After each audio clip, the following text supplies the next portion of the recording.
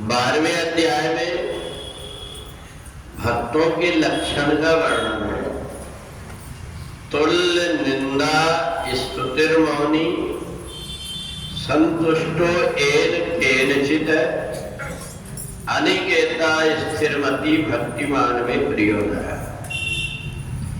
भगवान कहते हैं कि संसार के व्यक्तियों का कोई ठिकाना नहीं है, कब तुम्हें अच्छा कहने लगे और कब गाली देने लगे। इसलिए अपने आप को ऐसा बना लो तुल्य निंदा स्तुति मौनी। कोई अपनी बड़ाई कर रहा है तो भी मत फूलो, और कोई निंदा भी कर रहा है तो उसकी तरफ ध्यान मत दो। बल्कि संतों ने तो इतना भी कहा है कि निंदक नियरे राखिए आंगन कुटी छवाए। तो इसलिए निंदा करने वाले व्यक्ति के इधर उधर अगर कहीं निंदा भी करता है, सुन लेते हो तो उसकी तरफ ध्यान मत दो, क्योंकि जो जिस प्रकार का पात्र है वो उसी प्रकार के काम करेगा। कचरा डालने वाला जो पात्र है उसमें आप कोई अच्छी चीज ढूंढोगे नहीं मिलेगी, उसमें कचरा ही मिलेगा। इसलिए जिसकी बुद्धि इसी प्रकार के विचारों में रमी हुई है वो इसकी चुगली करेगा, उसकी चुगली करेगा, इसकी निंदा करेगा, कहीं किसी की बड़ाई करेगा तो किसी की बुराई करेगा।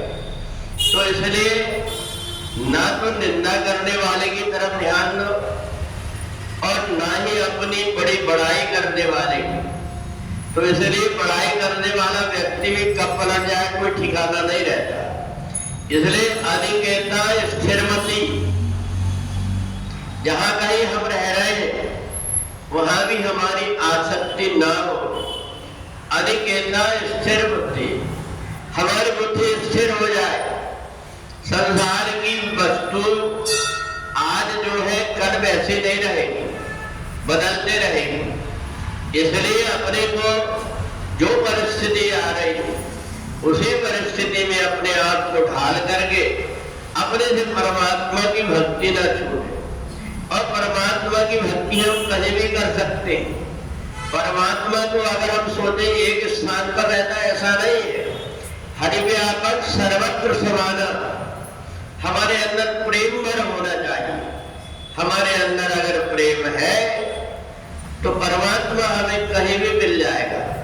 तो इसलिए परमात्मा की भक्ति करने के लिए हमें अपने मन के अंदर पवित्रता रखना पड़ता है।